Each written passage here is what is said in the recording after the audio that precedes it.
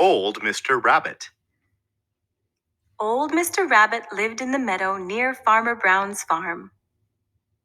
Old Mr. Rabbit loved to eat lettuce, carrots, and cabbage from Farmer Brown's garden.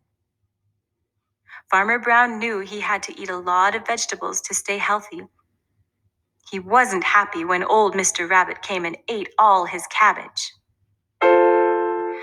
Old Mr. Rabbit, you've got a mighty habit of hopping in my garden and eating all my cabbage.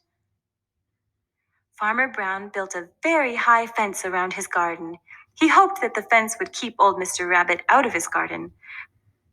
But old Mr. Rabbit dug a hole under the fence and helped himself to some lettuce, carrots, and cabbage.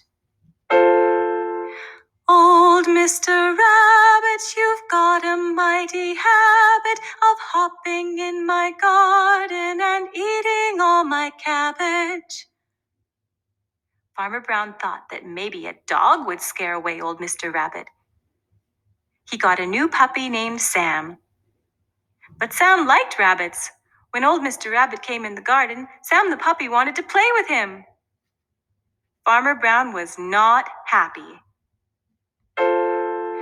Old Mr. Rabbit, you've got a mighty habit of hopping in my garden and eating all my cabbage. Farmer Brown didn't know what to do. Mrs. Brown liked old Mr. Rabbit.